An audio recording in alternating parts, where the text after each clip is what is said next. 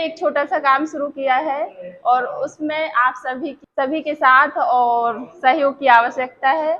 वो है कि बच्चों में नैतिक और व्यवहारिक शिक्षा हम कैसे विकसित करें। मतलब उसके लिए यूट्यूब चैनल बनाया है, नाम है माँ शक्ति सुनहरी सोच सुनहरा भविष्य।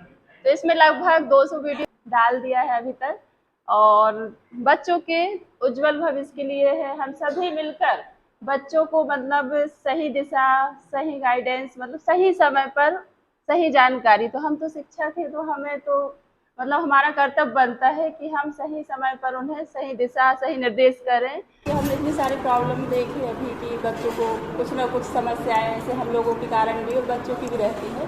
लेकिन मैं यह सोचती हूँ कि अधिकतर जो समस्याएं हैं वो नैतिक शिक्षा और अनुशासन की वजह से उत्पन्न होती हैं। कि जो 6वीं से लेकर 8वीं तक की क्लास होती है वो मतलब बच्चों की नींव होती है।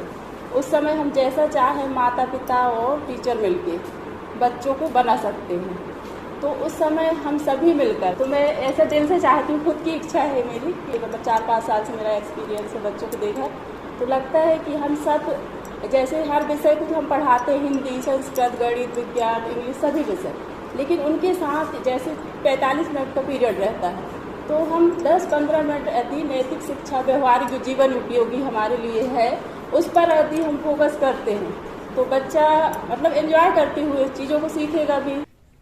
मतलब बच्चों को यदि सिखाना है तो वो चीजें खुद ही हमें स्वयं करनी होगी, तब बच्चों में वो चीजें आएंगी। तो हमारा यह कर्तव्य है कि हम बच्चों को सही तरीके से काम करना सिखाएं, समय पर काम करना सिखाएं।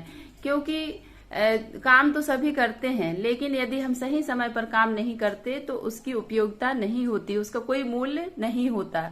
जब सही समय पर काम किया जाता है तो उसकी वैल्यू होती है और उसका हमें लाभ भी मिलता है। जैसे कि बच्चों को उठने, बैठने, बात करने, पढ़ने, लिखने, खाने पीने का तरीका हम सिखाएं।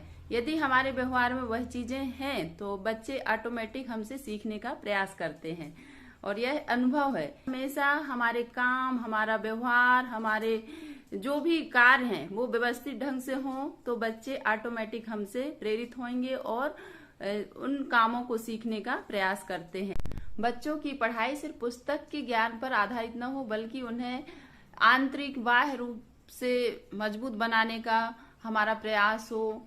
व्यवहारिक नैतिक शिक्षा पर बल दिया जाए ताकि बच्चे बचपन से ही हर चीज को व्यवस्थित ढंग से, अनुशासित रूप से कामों को करें और अपने जीवन को आनंदमय बनाएं। Thank you so much.